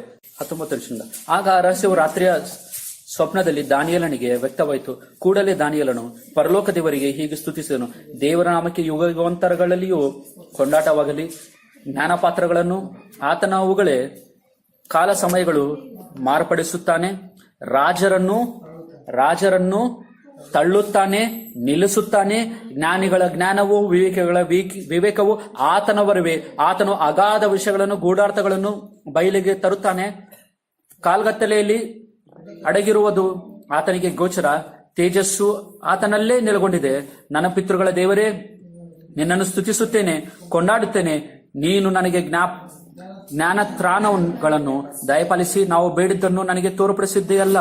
ಹೌದು, ರಾಜನ ರಹಸ್ಯಗಳನ್ನು ನಮಗೆ ವ್ಯಕ್ತಗೊಳಿಸಿದಿ. ಆಗ ದಾನಿಯೇಲನು ಬಾಬೆಲಿನ ವಿದ್ವಾಂಸರನ್ನು ಕೊಲ್ಲಿಸುವುದಕ್ಕೆ ರಾಜನು ನೇಮಿಸಿದ ಅರಿಯೋಕನ ಬಳಿಗೆ ಹೋಗಿ ಅವನಿಗೆ, ಬಾಬೆಲಿನ ವಿದ್ವಾಂಸರನ್ನು ಕೊಲ್ಲಬೇಡ. ತನ್ನ ಶತ್ರುಗಳನ್ನು ಯಾರು ದಾನಿಯೇಲನನ್ನ ಕೊಲ್ಲಬೇಕಂತ ಪ್ರಯತ್ನ ಮಾಡ್ತಿದ್ರಲ್ಲ, ಯಾಕಂದ್ರೆ ದಾನಿಯೇಲನ ನೆಬೂಕದ್ನೆಚ್ಚರ್ ಇಲ್ಲಿರುವಂತ ಎಲ್ಲಾ ವಿದ್ವಾಂಸಗಳಿಂದ ನೀನು 10 ಪಟ್ಟು ಶ್ರೇಷ್ಠವಾಗಿದೆ ಅಂದಾಗ ಉಳಿದವ್ರಿಗೆಲ್ಲ ಎಷ್ಟಿರ್ತೈತಿ? ಇವನು ಶತ್ರುವಾಗ್ಬಿಟ್ಟ ಅವರಿಗೆ. ಅಂತ ಶತ್ರುಗಳ ಬಗ್ಗೆ ದಾನಿಯೇಲನು ಏನಂತ ಕೇಳ್ತಾ ಇದ್ದಾನೆ? ಬಾಬೆಲಿನ ವಿದ್ವಾಂಸರನ್ನು ಕೊಲ್ಲಿಸಬೇಡ, ನನ್ನನ್ನು ರಾಜನ ಸನ್ನಿಧಿಗೆ ಬಿಡು, ನಾನು ಕನಸಿನ ಅಭಿಪ್ರಾಯವನ್ನು ರಾಜನಿಗೆ ತಿಳಿಸುವನು ಎಂದು ಹೇಳಿದನು. ತನ್ನ ಶತ್ರುಗಳನ್ನ ಪ್ರಾಣವನ್ನು ಉಳಿಸ್ಲಿಕ್ಕೆ ದಾನಿಯೇಲನು ಬೇಡ್ಕೊಂತಾ ಇದ್ದಾನೆ. ನಿಜವಾದ ಕ್ರೈಸ್ತರು ಇವರೇ. ಶತ್ರುಗಳು ಬಿದ್ದಾಗ, ನಿಮ್ಮ ಶತ್ರುಗಳು ಬಿದ್ದಾಗ ಇವನಿಗೆ ಹೀಗೆ ಆಗ್ಬೇಕಂತ ನೀವು ಸಂತೋಷ ಪಡಬಾರ್ದು. ಅದಕ್ಕೆ ಕೀರ್ತನೆ, ಇದು ಜ್ಞಾನೋಕ್ತಿ 14ನೇ ಹೇಳಿದ್ದು ಏನಂದ ದೇವರು? ನಿನ್ನ ಶತ್ರುಗಳು ಬೀಳುವಾಗ ನೀನು ಸಂತೋಷಿಸಬೇಡ, ಹರ್ಷಗೊಳ್ಳಬೇಡ, ಯೆಹೋವನ ಸಿಟ್ಟು ಅವನಿಂದ ತೊಳಗಿ ಹೋಗುತ್ತೇನೋ ಅಂತ. ಅಂದ್ರೇನು? ನಾವು ನಮ್ಮ ಶತ್ರುಗಳನ್ನಾಗ್ಲಿ ಪ್ರೀತಿಸ್ಬೇಕು, ಅವರಿಗಾಗಿ ಪ್ರಾರ್ಥಿಸ್ಬೇಕು. ಈಗ ದಾನಿಯೇಲನು ಯಾರಿಗಾಗಿ ಪ್ರಾರ್ಥಿಸ್ತಾ ಇದ್ದಾನೆ? ತನ್ನನ್ನ ಶತ್ರುವಾಗಿ ನೋಡ್ದಂತವ್ರನ್ನ ಅವ್ರ ಪ್ರಾಣ ಉಳಿಸ್ಲಿಕ್ಕೆ ಬೇಡ್ಕೊಂಡ. 25ನೇ ವಚನದಲ್ಲಿ ಅದನ್ನ. ಕೂಡಲೇ ಅರಿಯೋಕನು ದಾನಿಯೇಲನನ್ನು ಸನ್ನಿಧಿಗೆ ತ್ವರೆಯಾಗಿ ಕರೆದುಕೊಂಡು ಹೋಗಿ, ರಾಜನೇ, ಕನಸಿನ ಅಭಿಪ್ರಾಯವನ್ನು ನಿಮಗೆ ತಿಳಿಸಬಲ್ಲನೊಬ್ಬನು ಯೆಹೂದದಿಂದ ಸೆರೆಯಾಗಿ ತಂದವರಲ್ಲಿ ನನಗೆ ಸಿಕ್ಕಿದ್ದಾನೆ ಎಂದು ಅರಿಕೆ ಮಾಡಲು ರಾಜನು ಬೆಲ್ತೆಶಚ್ಚರನೆಂಬ ಅಡ್ಡ ಹೆಸರಿನ ದಾನಿಯೇಲನನ್ನು ನಾನು ಕಂಡ ಕನಸನ್ನು ಅದರ ಅರ್ಥವನ್ನು ನನಗೆ ತಿಳಿಸಬಲ್ಲೆಯಾ ಎಂದು ಕೇಳಿದನು. ಅದಕ್ಕೆ ದಾನಿಯೇಲನು, ಸನ್ನಿಧಿಯಲ್ಲಿ ರಾಜನು ಕೇಳುವ ರಹಸ್ಯವನ್ನು ವಿದ್ವಾಂಸರಾಗಲಿ, ಮಾಟಗಾರರಾಗಲಿ, ಜೋಯಿಸರಾಗಲಿ, ಶಕುನದವರಾಗಲಿ ಯಾರೂ ರಾಜನಿಗೆ ತಿಳಿಸಲಾರರು. ಆದರೆ ರಹಸ್ಯಗಳನ್ನು ವ್ಯಕ್ತಗೊಳಿಸುವ ಒಬ್ಬನಿದ್ದಾನೆ, ಆತನು ದೇವರು, ಪರಲೋಕದಲ್ಲಿದ್ದಾನೆ. ಉತ್ತರ ಕಾಲದಲ್ಲಿ ನಡೆಯತಕ್ಕದ್ದನ್ನು ಆತನೇ ರಾಜನಾದ ನೆಬೂಕದ್ನೆಚ್ಚರನಿಗೆ ತಿಳಿಯಪಡಿಸಿದ್ದಾನೆ. ನಿನ್ನ ಕನಸು, ಹಾಸಿಗೆಯ ಮೇಲೆ ನಿನ್ನ ಮನಸ್ಸಿನಲ್ಲಿ ಬಿದ್ದ ಸ್ವಪ್ನಗಳು ಇವೆ. ಏನಂತಾನಂದ್ರೆ, ಇಲ್ಲಿ ಮೊದಲನೇದು ಅರಸನ ಕೇಳ್ತಾನೆ, ನನ್ನ ಕನಸಿನ ಭಾವನ ನೀನು ತಿಳಿಸುವಂತ ಬಲ್ಲವನಾಗಿದೆಯಾ ಅಂತ ಕೇಳಿದಾಗ ದಾನಿಯೇಲನು ನಾನು ತಿಳಿಸ್ತೀನಿ ಅಂದಿಲ್ಲ. ಯಾಕಂದ್ರೆ ಒಂದ್ ವೇಳೆ ನಾನು ನಿಮ್ಗೆ ತಿಳಿಸ್ತೀನಿ ಅಂದ್ರೆ ದಾನಿಯೇಲನು ತನ್ನನ್ನು ತಾನೇ ಹೆಚ್ಚಿಸ್ಕೊಂಡವನಾಗ್ತಾನೆ, ತನ್ನ ಜ್ಞಾನದ ಮೇಲೆ ಆಧಾರಪಟ್ಟವನಾಗ್ತಾನೆ. ಅದಕ್ಕೇನಂತಂದ್ರೆ ಯಾವ ಮನುಷ್ಯರು ತಿಳಿಸ್ಲಿಕ್ಕಾಗಲ್ಲ, ಆದ್ರೆ ದೇವರು ತಿಳಿಸ್ತಾನೆ. ಇಲ್ಲಿ ನಾವು ನೋಡಂತದ್ದೇನಂದ್ರೆ ದೇವರನ್ನ ಘನಪಡಿಸ್ತಾನೆ, ತನ್ನನ್ನು ತಾನು ತಗ್ಗಿಸ್ಕೊಂತಾನೆ. ಅದಕ್ಕೆ ಯೋಹಾನ 3:30 ಏನಂತ ಇದೆ? ಆತನ ಹೆಚ್ಚಿಸಲ್ಪಡ್ಬೇಕು, ನಾವು ತಗ್ಗಿಸಲ್ಪಡ್ಬೇಕು. ಅದೇ ನೀವು ಪ್ರತಿಯೊಬ್ರು ಯಾವಾಗ ನೀವು ದೇವರನ್ನ ಹೆಚ್ಚಿಸ್ತಿರೋ ದೇವರು ನಿಮ್ಮನ್ನ ಹೆಚ್ಚಿಸ್ತಾನೆ. ಆದ್ರೆ ನೀವೇ ಹೆಚ್ಚಿಸ್ಕೊಂಡ್ರೆ ದೇವರು ನಿಮ್ಮನ್ನ ತಗ್ಗಿಸ್ತಾನೆ. ಅದಕ್ಕೆ ಬೈಬಲ್ ಬರೆದಿರೋ ಪ್ರಕಾರ ತನ್ನನ್ನು ತಾನು ಹೆಚ್ಚಿಸ್ಕೊಳ್ಳೋವನ್ನ ದೇವರು ತಗ್ಗಿಸ್ತಾನೆ, ತನ್ನನ್ನು ತಾನು ತಗ್ಗಿಸ್ಕೊಳ್ಳೋವನ್ನ ದೇವರು ಹೆಚ್ಚಿಸ್ತಾನೆ. ಇದು ದೇವರ ರಹಸ್ಯಗಳು. ಸೊ ನೀವು ಯಾವಾಗ್ಲೂ ಎಲ್ಲಾ ಸಂದರ್ಭಗಳಲ್ಲಿ ಪ್ರತಿಯೊಂದು ವಿಷಯದಲ್ಲಿ ದೇವರನ್ನು ಹೆಚ್ಚಿಸ್ಬೇಕು. ದಾನಿಯೇಲನು ದೇವರಿಗೆ ಗೌರವ ಕೊಡ್ತಾನೆ. ಏನಂದ್ರೆ ದೇವರನ್ನು ಉನ್ನತ ಸ್ಥಾನಕ್ಕೆ ಇರಿಸ್ತಾನೆ. ಒಂದ್ ವೇಳೆ ದಾನಿಯೇಲನು ನಾನು ತಿಳಿಸ್ತೀನಿ ಅಂತ ಹೇಳಿ ದಾನಿಯೇಲನ ಕನಸಿನ ಭಾವ ತಿಳಿಸ್ಬೋದು. ತಿಳಿಸಿದ್ರೆ ಅವಾಗ ದಾನಿಯೇಲನಿಗೆ ಸನ್ಮಾನ ಆಗ್ತಿತ್ತು, ದೇವರ ನಾಮ ಘನತೆ ಹೊಂದಿರಲಿಲ್ಲ. ಅದಕ್ಕೆ ದಾನಿಯೇಲ ತೀರ್ಮಾನ ಮಾಡಿದೆ ಅಂದ್ರೆ ದೇವರ ನಾಮ ಮಹಿಮೆ ಹೊಂದಬೇಕು, ದೇವರ ಘನಪಡಿಸಬೇಕು, ಅದಕ್ಕೆ ಮೊದಲನೇ ಸ್ಥಾನ ದೇವರಿಗೆ ಕೊಡೋಣ ಅಂತ ಹೇಳಿ ದೇವರಿಗೆ ಆ ಸ್ಥಾನವನ್ನು ಕೊಡ್ತಾನೆ. ದಾನಿಯೇಲನು ದೇವರನ್ನ ಘನಪಡಿಸಿದ, ದೇವರು ದಾನಿಯೇಲನನ್ನ ಗೌರವಿಸಿದ. ಭವಿಷ್ಯದಲ್ಲಿ ಏನಾಗ್ತೇವೆ ಅನ್ನೋ ಯೋಚನೆಯಿಂದ ನೆಬೂಕದ್ನೆಚ್ಚರನು ಮಲಗಿದಾಗ ದೇವರಿಗೆ ಕನಸನ್ನು ಕೊಟ್ಟ. 32ನೇ ವಚನ. ಆ ಪ್ರತಿಮೆಯ ತಲೆಯು ಅಪರಂಜಿ, ಎದೆ ತೋಳುಗಳು ಬೆಳ್ಳಿ, ಹೊಟ್ಟೆ ಸೊಂಟಗಳು ತಾಮ್ರ, ಕಾಲುಗಳು ಕಬ್ಬಿಣ, ಹೆಜ್ಜೆಗಳು ಕಬ್ಬಿಣ ಮತ್ತು ಮಣ್ಣು. ಸೊ ಇದರ ಅರ್ಥ ಏನು ಅಂತಂದ್ರೆ ಅಲ್ಲಿ ಬರೆದಿರುವಂತದ್ದು ಮೊದಲನೇ ಸಾಮ್ರಾಜ್ಯ. ತಲೆ ಅಂದ್ರೆ ಬಬುಲೋನ್ ಸಾಮ್ರಾಜ್ಯ. ಅದು ಬಬುಲೋನ್ ಸಾಮ್ರಾಜ್ಯ, ಬ್ಯಾಬಿಲೋನಿಯನ್ ಕಿಂಗ್ಡಮ್. ಇದು ಕ್ರಿಸ್ತ ಪೂರ್ವ 671ರಿಂದ 538ರವರೆಗೂ ಆಳದಂತ ರಾಜ್ಯ. ಇದು ಕ್ರಿಸ್ತ ಪೂರ್ವ 671ರಿಂದ 538ರವರೆಗೂ ಇದ್ದಂತ ಸಾಮ್ರಾಜ್ಯ. 38. ಇದು ತಲೆ ನಂತರ ಏನ್ ಬರುತ್ತೆ? ಎದೆ ಭಾಗ, ಎದೆ ತೋಳುಗಳು. ಇದು ಯಾವುದು? ಬೆಳ್ಳಿ ಅಂದ್ರೆ ಬಬುಲೋನ್ ಸಾಮ್ರಾಜ್ಯದ ನಂತರ ಬರುವಂತ ಇನ್ನೊಂದು ಸಾಮ್ರಾಜ್ಯನ ತೋರಿಸ್ತೈತಿ. ಆ ಇನ್ನೊಂದು ಸಾಮ್ರಾಜ್ಯ ಯಾವ್ದಂದ್ರ ಮಾದಿ ಪಾರಸಿಕ ಸಾಮ್ರಾಜ್ಯ. ಮಾದಿ ಪಾರಸಿಕರ ಸಾಮ್ರಾಜ್ಯ. ಇದು ಕ್ರಿಸ್ತ ಪೂರ್ವ 538ರಿಂದ 331ರವರೆಗಿರುವಂತ ಸಾಮ್ರಾಜ್ಯ. ಇದು ಕ್ರಿಸ್ತ ಪೂರ್ವ 538ರಿಂದ 331ರವರೆಗಿರುವಂತ ಸಾಮ್ರಾಜ್ಯ. ಕ್ರಿಸ್ತ ಪೂರ್ವ 538ರಿಂದ 331ರವರೆಗೂ ಇರುವಂತ ಸಾಮ್ರಾಜ್ಯ. ಇದು ಮಾದಿ ಪಾರಸಿಕ ಸಾಮ್ರಾಜ್ಯ. ಅದರ ನಂತರ ಬರುವಂತದ್ದು ಹೊಟ್ಟೆ ಸೊಂಟಗಳು. ಇದು ಎದರಿಂದ ಮಾಡಲ್ಪಟ್ಟಿದ್ದು? ತಾಮ್ರದಿಂದ ಮಾಡಲ್ಪಟ್ಟಂತ ಸಾಮ್ರಾಜ್ಯ. ಇದು ಗ್ರೀಕರ ಸಾಮ್ರಾಜ್ಯ. ಇದು ಕ್ರಿಸ್ತ ಪೂರ್ವ 331ರಿಂದ ಕ್ರಿಸ್ತ ಪೂರ್ವ 160ರವರೆಗೂ ಇದ್ದಂತ ಸಾಮ್ರಾಜ್ಯ. ಇದು ಹೊಟ್ಟೆ ಸೊಂಟಗಳು ತಾಮ್ರದಿಂದ ಮಾಡಲ್ಪಟ್ಟಿತ್ತಲ್ಲ ಅದರದ್ದು. ಅದರ ಅರ್ಥ ಗ್ರೀಕ್ ಸಾಮ್ರಾಜ್ಯನ ತೋರಿಸ್ತೈತಿ. ಅದು ಕ್ರಿಸ್ತ ಪೂರ್ವ 331ರಿಂದ ಕ್ರಿಸ್ತ ಪೂರ್ವ 160ರವರೆಗೂ. ಅದರ ನಂತರ ಬರುವಂತ ಸಾಮ್ರಾಜ್ಯ ಯಾವುದು ಅಂದ್ರೆ, ಅದರ ನಂತರ ಬರೋದೇ ಕಾಲುಗಳು ಕಬ್ಬಿಣ, ಹೆಜ್ಜೆಗಳು ಕಬ್ಬಿಣ ಮತ್ತು ಮಣ್ಣಿಂದ ಮಾಡಲ್ಪಟ್ಟಿದ್ದು. ಇದು ರೋಮಾ ಸಾಮ್ರಾಜ್ಯ. ಇದು ಕ್ರಿಸ್ತ ಪೂರ್ವ 160ರಿಂದ ಕ್ರಿಸ್ತ ಶಕ 395ರವರೆಗೆ ಇದ್ದಂತ ಸಾಮ್ರಾಜ್ಯ. 95. ಕ್ರಿಸ್ತ ಪೂರ್ವ 160ರಿಂದ ಕ್ರಿಸ್ತ ಶಕ 395ರವರೆಗೆ ಇದ್ದಂತ ಸಾಮ್ರಾಜ್ಯ. ಇವು ನೆಬೂಕದ್ನೆಚ್ಚರನಿಗೆ ದೇವರು ಕೊಟ್ಟಂತ ಕನಸಿನ ಭಾವ ಏನಂದ್ರೆ, ಆತನ ರಾಜ್ಯದ ನಂತರ ಈಗ ದಾನಿಯೇಲನು ಇದನ್ನು ಮಾತಾಡುವಾಗ ಇನ್ನು ಯಾವ ಕಾಲದಲ್ಲಿದ್ದ? ತಲೆ ಇದ್ದಂತ ಆ ಅಪರಂಜಿಯ ಕಾಲದಲ್ಲೇ ಬದುಕಿದ್ದ ನೆಬೂಕದ್ನೆಚ್ಚರನ ಕಾಲದಲ್ಲಿ. ಆ ನೆಬೂಕದ್ನೆಚ್ಚರನ ಕಾಲದ ನಂತರ ಇನ್ನೊಂದು ಸಾಮ್ರಾಜ್ಯ ಬರ್ತೈತಿ, ಅದು ಮಾದಿ ಪಾರಸಿಕ ಸಾಮ್ರಾಜ್ಯ ಬರುತ್ತೆ. ಅದರ ನಂತರ ಗ್ರೀಕರ ಸಾಮ್ರಾಜ್ಯ ಬರುತ್ತೆ. ಅದರ ನಂತರ ಇನ್ನೊಂದು ಸಾಮ್ರಾಜ್ಯ ಬರುತ್ತೆ, ಅದು ರೋಮಾ ಸಾಮ್ರಾಜ್ಯ ಅಂಥೇಳಿ ಮುಂದೆ 600 ವರ್ಷಗಳ ಭವಿಷ್ಯನ ದೇವರು ನೆಬೂಕದ್ನೆಚ್ಚರನಿಗೆ ಕನಸಿನ ಮುಖಾಂತರ ತಿಳಿಸ್ತಾನೆ. ಅದರ ಭಾವವನ್ನು ದಾನಿಯೇಲನು ತಿಳಿಸ್ತಾನೆ. 39ನೇ ವಚನದಿಂದ. ಆ ಬಂಗಾರದ ತಲೆ ನಿನ್ನ ಕಾಲವಾದ ಮೇಲೆ ನಿನಗಿಂತ ಕನಿಷ್ಠವಾದ ಮತ್ತೊಂದು ರಾಜ್ಯ ಉಂಟಾಗುವುದು. ಇಲ್ಲಿವರೆಗೂ ಪ್ರಪಂಚ ನೋಡಿದಂತ ಆಡಳಿತಗಳಲ್ಲಿ ಅಂದ್ರೆ ಶ್ರೇಷ್ಠವಾದಂಥದ್ದು ಬಂಗಾರ ಅಂತ ಆಡಳಿತ ಯಾರ್ದಂದ್ರೆ ನೆಬೂಕದ್ನೆಚ್ಚರನಿಂದ. ಅಂದ್ರೆ ಅಷ್ಟು ಬಲವಾದಂತನು, ಇಡೀ ಪ್ರಪಂಚಕ್ಕೆ ಚಕ್ರವರ್ತಿ ಆತನು. ಇಡೀ ಪ್ರಪಂಚದ ಚಕ್ರವರ್ತಿ ಆದ ನೆಬೂಕದ್ನೆಚ್ಚರನ ಕಾಲ ಅದು. ಇದು ಇರಾಕ್. ನಿನ್ನ ಕಾಲವಾದ ಮೇಲೆ ನಿನಗಿಂತ ಕನಿಷ್ಠವಾದ ಮತ್ತೊಂದು ರಾಜ್ಯ ಉಂಟಾಗುವುದು. ಅದು ಯಾವ ರಾಜ್ಯ? ನೀವು ಹೇಳ್ಬೇಕು. ಅದು ಯಾವ ರಾಜ್ಯ? ನೆಬೂಕದ್ನೆಚ್ಚರನ ನಂತರ ಬರೋದು ಬಾಬಿಲೋನ್ ಸಾಮ್ರಾಜ್ಯ ನಂತರ ಮಾದಿ ಪಾರಸಿಕ ಸಾಮ್ರಾಜ್ಯ. ಓಕೆ. ಅನಂತರ ಬೇರೊಂದು ಮೂರನೆಯ ರಾಜ್ಯವು ತಾಮ್ರದ್ದಾಗಿ ತಲೆದೋರಿ ಭೂಮಂಡಲವನ್ನೆಲ್ಲ ಆಳುವುದು. ಅದು ಯಾವ ಸಾಮ್ರಾಜ್ಯ? ಗ್ರೀಕರ ಸಾಮ್ರಾಜ್ಯ. ಈ ಗ್ರೀಕರ ಸಾಮ್ರಾಜ್ಯ ಏನಂತೈತಿ? ಅಲ್ಲೊಂದು ಸ್ಪೆಷಲ್ ವರ್ಡ್ ಮಾಡಲ್ಪಟ್ಟಿದ್ದಲ್ಲ, ಅದು ಭೂಮಂಡಲ. ಅದು ಭೂಮಂಡಲವೆಲ್ಲ ಆಳುವುದು. ಇದು ಯಾರು ಗೊತ್ತಾ? ಅಲೆಕ್ಸಾಂಡರ್ ದ ಗ್ರೇಟ್ ಬಗ್ಗೆ ಇದು. ಅಲೆಕ್ಸಾಂಡರ್ ಏನಿದಾರಲ್ಲ ಆ ಗ್ರೀಕರ ಸಾಮ್ರಾಜ್ಯನೇ ಅದು. ನಂತರ 4ನೆಯ ರಾಜ್ಯವು ಕಬ್ಬಿಣದಷ್ಟು ಗಟ್ಟಿ, ಕಬ್ಬಿಣವು ಎಲ್ಲಾ ವಸ್ತುಗಳನ್ನು ಚೂರು ಚೂರಾಗಿ ಒಡೆದು ಹಾಕುತ್ತದಷ್ಟೇ. ಇದು ಯಾವ ರಾಜ್ಯ ಗೊತ್ತಾ? ರೋಮ ಸಾಮ್ರಾಜ್ಯ. ರೋಮ ಸಾಮ್ರಾಜ್ಯ ಬಹಳ ಭಯಂಕರವಾದಂತ ಸಾಮ್ರಾಜ್ಯ ಇದು. ಕಬ್ಬಿಣ ಎಷ್ಟು ಬಲವಾಗಿರುತ್ತಲ್ಲ ಅಷ್ಟು ಬಲವಾದಂತ ಸಾಮ್ರಾಜ್ಯ ಇದು. ಈ ರೋಮ ಸಾಮ್ರಾಜ್ಯದಲ್ಲಿ ಏನಾಗ್ತಿತ್ತು ಗೊತ್ತಾ? ಇವರ ಶಿಕ್ಷೆಗಳು ಬಹಳ ಭಯಂಕರ. ಯೇಸು ಸ್ವಾಮಿನ ಶಿಲುಬೆ ಹಾಕೋದನ್ನ ನೋಡಿದ್ರಿ? ರೋಮ ಕಾಲದಲ್ಲೇ ಹಾಕಿದ್ದು.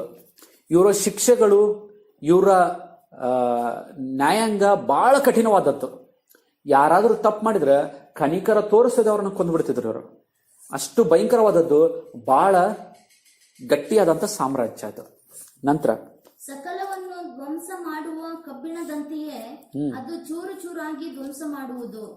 ಹೆಜ್ಜೆಗಳಲ್ಲಿ ಮತ್ತು ಬೆರಳುಗಳಲ್ಲಿ ಒಂದಂಶವು ಕುಂಬಾರನ ಮಣ್ಣು, ಒಂದಂಶವು ಕಬ್ಬಿಣವು ಆಗಿದ್ದದ್ದನ್ನು ನೀನು ನೋಡಿದ ಪ್ರಕಾರ ಆ ರಾಜ್ಯವು ಭಿನ್ನ ಭಿನ್ನವಾಗಿರುವುದು. ಇದರ ಅರ್ಥ ಏನಂದ್ರೆ ಆ ರಾಜ್ಯವು ಭಿನ್ನ ಭಿನ್ನವಾಗಿರುವುದು. ಅಂದ್ರೆ ಅರ್ಥ, ಈಗ ನೆಬೂಕದ್ನೆಚ್ಚರನು ಇಡೀ ಪ್ರಪಂಚನ ಸೋಲಿಸಿ ತನ್ನ ಕೆಳಗೆ ತಗೊಂಡ, ಗ್ರೀಕರು ಪ್ರಪಂಚವನ್ನು ಸೋಲಿಸಿ ತನ್ನ ಕೆಳಗೆ ತಗೊಂಡ್ರು, ಮಾದಿ ಪಾರಸಿಕರು ಸೋಲಿಸಿ ತಮ್ಮ ಕೆಳಗೆ ತಗೊಂಡ್ರು.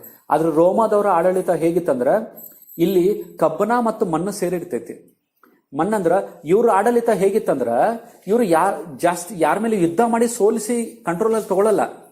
ಇವ್ರು ಏನ್ ಮಾಡಿದಾರಂದ್ರ, ಈಗ ಇಸ್ರಾಯೇಲ್ ಜನರಿದಾರ, ಯಹೂದ್ಯರಿದಾರ, ಅವ್ರನ್ನ ಇವ್ರ ಕಂಟ್ರೋಲ್ ತಗೊಂತಿದ್ರು. ನೀವೇ ಆಡಳಿತ ಮಾಡ್ರಿ, ಆದ್ರೆ ನಾವು ಹೇಳ್ದಂಗ ನಡೆಸ್ಬೇಕು. ಎಲ್ಲಾ ದೇಶಗಳಲ್ಲಿ, ಎಲ್ಲಾ ರಾಜ್ಯಗಳಲ್ಲಿ ಅವ್ರದೇ ಆದಂತ ಅರಸುಗಳನ್ನ ಇಡ್ತಿದ್ರು. ಆದ್ರೆ ಎಲ್ಲಾ ಅರಸುಗಳನ್ನ ಇವ್ರ ಕಂಟ್ರೋಲ್ ಅಲ್ಲಿ ಇಟ್ಕೊಂತಿದ್ರು. ಅದರ ನಂತರ ಕಾಲಿಗೆ ಇರುವಂತಹ 10 ಬೆರಳುಗಳು ಏನ್ ತೋರಿಸ್ತಾವ ಅಂದ್ರೆ, ರೋಮ ಸಾಮ್ರಾಜ್ಯ ನಂತರ ಇಡೀ ಪ್ರಪಂಚ 10 ಭಾಗಗಳಾಗ್ತವೆ. 10 ಭಾಗಗಳಾಗಿ ಡಿವೈಡ್ ಆಗ್ತವೆ. ಅಲ್ಲಿವರೆಗೂ ಪ್ರಪಂಚ ಎಲ್ಲ ಒಂದೇ ಅಧಿಕಾರ ಕೆಳಗಿತ್ತು. ಅದರ ನಂತರ 10 ಅರಸರುಗಳು ಬರ್ತಾರೆ. ಅವರೆಲ್ಲರೂ ಡಿವಿಷನ್ಸ್ ಬೇರೆ ಬೇರೆ ಆಗ್ತವೆ. ರಾಜ್ಯಗಳೆಲ್ಲ ಡಿವೈಡ್ ಆಗ್ಬಿಡ್ತವೆ. ಅದನ್ನ ನಾನು ಮುಂದಿನ ಕ್ಲಾಸಲ್ಲಿ ತಿಳಿಸ್ತೀನಿ ಅದನ್ನ. ನಂತರ ಕಂಟಿನ್ಯೂ. ಕಬ್ಬಿಣವು ಜೇಡಿ ಮಣ್ಣಿನೊಂದಿಗೆ ಬೆರೆತಿರುವುದನ್ನು ನೀನು ನೋಡಿದ ಮೇರೆಗೆ ಆ ರಾಜಾಂಶಗಳು ಸಂತತಿ ಸಂಬಂಧದಿಂದ ಬೆರೆತುಕೊಳ್ಳುವವು. ಆದರೆ ಕಬ್ಬಿಣವು ಮಣ್ಣಿನೊಂದಿಗೆ ಹೇಗೆ ಕಲೆಯುವುದಿಲ್ಲವೋ ಹಾಗೆ ಅವು ಒಂದಕ್ಕೊಂದು ಅಂಟಿಕೊಳ್ಳುವುದಿಲ್ಲ. ಆ ರಾಜನ ಕಾಲದಲ್ಲಿ ಪರಲೋಕ ದೇವರು ಒಂದು ರಾಜ್ಯವನ್ನು ಸ್ಥಾಪಿಸುವನು. ಇಲ್ಲಿ ಮುಖ್ಯವಾದಂತ ಭಾಗ ಬರುತ್ತೆ. ಆ ರಾಜರ ಕಾಲದಲ್ಲಿ, ಯಾವ ರಾಜರ ಕಾಲದಲ್ಲಿ? 4ನೇದು ಯಾವ ರಾಜ್ಯ ಅಂತ ಹೇಳಿನಿ? ರೋಮ ಸಾಮ್ರಾಜ್ಯ. ರೋಮ ಸಾಮ್ರಾಜ್ಯದ ಕಾಲದಲ್ಲಿ ಪರಲೋಕ ದೇವರು ಒಂದು ರಾಜ್ಯವನ್ನು ಸ್ಥಾಪಿಸುವನು. ಈಗ ಕ್ರಿಸ್ತನ್ ಬಂದಿದ್ದಂತ ಕಾಲ ಯಾವುದು? ರೋಮ ಕಾಲ. ಅದಕ್ಕೆ ಪಿಲಾತನ್ ಯಾರು? Roman governor. ಪಿಲಾತನು ರೋಮನ್ ಗವರ್ನರ್. ನಿಮಗೆ ಇಲ್ಲಿ ಗೊತ್ತಾಗಬೇಕಂದ್ರೆ, ಹೇರೋದ್ ಅಂದ್ರೆ ಯಾರು, ಪಿಲಾತ್ ಅಂದ್ರೆ ಯಾರು? ಹೇರೋದ್ ಅಂದ್ರ ಯಹೂದದ ಅರಸನು, ಯಹೂದ್ಯರಿಗೆ ಅರಸನು ಹೇರೋದನು. ಈ ಹೇರೋದನು ಯಾರ ಕಂಟ್ರೋಲ್ ಅಲ್ಲಿ ಇರ್ತಾನೆ ಅಂದ್ರೆ ಕೈಸರಿನ ಕೆಳಗೆ ಇರ್ತಾನೆ. ಕೈಸರ್ ಅಂದ್ರೆ ಯಾರು? ರೋಮ ಚಕ್ರವರ್ತಿ. ರೋಮ ಚಕ್ರವರ್ತಿ ಇಡೀ ಪ್ರಪಂಚನ ಆಡಳಿತ ಮಾಡ್ತಾ ಇರ್ತ ರೋಮ ಚಕ್ರವರ್ತಿ ಕೆಳಗಡೆ ಯಹೂದ್ಯಕ್ಕೆ ಅರಸನಾದಂತವನು ಹೇರೋದನಾಗಿರ್ತಾನೆ. ಈಗ ರೋಮ ಚಕ್ರವರ್ತಿಗಳು ಅವ್ರು ಏನ್ ಮಾಡ್ತಿದ್ರು ಅಂದ್ರ, ಅವರು ಈ ಪಟ್ಟಣಗಳ ಮೇಲೆ ಕಂಟ್ರೋಲ್ ಇರ್ಲಿಕ್ಕೆ ಅವ್ರ ಅಧಿಕಾರಿಗಳನ್ನು ಒಬ್ಬನ ನೇಮಿಸ್ತಿದ್ರು. ಅವರಲ್ಲೇ ರೋಮನ್ ಗವರ್ನರ್ಸ್ನ ಇಡ್ತಿದ್ರು. ಅವನ್ನೇ ಪಿಲಾತನು ರೋಮನ್ ಗವರ್ನರ್. 44 ಆ ರಾಜರ ಕಾಲದಲ್ಲಿ ಪರಲೋಕ ದೇವರು ಒಂದು ರಾಜ್ಯವನ್ನು ಸ್ಥಾಪಿಸುವನು. ಪರಲೋಕ ದೇವರು ಒಂದು ರಾಜ್ಯವನ್ನು ಸ್ಥಾಪಿಸುವನು. ಯಾವ ರಾಜ್ಯ ಅದು? ಎಂದಿಗೂ ಅಳಿಯದು, ಎಂದಿಗೂ ಅಳಿಯದು. ಬಬುಲೋನ್ ಸಾಮ್ರಾಜ್ಯ ಬಂತು, ಅದು ಹೋತ್ತು. ಮಾದಿ ಪಾರಸಿಕ ಸಾಮ್ರಾಜ್ಯ ಬಂತು, ಅದು ಹೋತ್ತು. ಗ್ರೀಕರ ಸಾಮ್ರಾಜ್ಯ ಬಂತು, ಹೋತ್ತು. ರೋಮ ಸಾಮ್ರಾಜ್ಯ ಬಂತು, ಹೋಯ್ತು. ಆದ್ರೆ ಈ ಸಾಮ್ರಾಜ್ಯ, ಪರಲೋಕ ದೇವರು ಸ್ಥಾಪಿಸುವಂತ ಸಾಮ್ರಾಜ್ಯ ಎಂದಿಗೂ ಹೋಗೋದಿಲ್ಲ, ಎಂದಿಗೂ ಅಳಿಯದು. ಅದರ ಪ್ರಾಬಲ್ಯವು ಬೇರೆ ಜನಾಂಗಕ್ಕೆ ಕದಲಿ ಹೋಗದು, ಎಂದಿಗೂ ಕದಲಿ ಹೋಗೋದಿಲ್ಲ. ಅದರ ನಂತರ ಏನಂತ ನೋಡ್ರಿ. ಆ ರಾಜ್ಯಗಳನ್ನೆಲ್ಲ ಭಂಗಪಡಿಸಿ ನಿರ್ನಾಮ ಮಾಡಿ ಶಾಶ್ವತವಾಗಿ ನಿಲ್ಲುವುದು. ಬೆಟ್ಟದೊಳಗಿಂದ ಒಂದು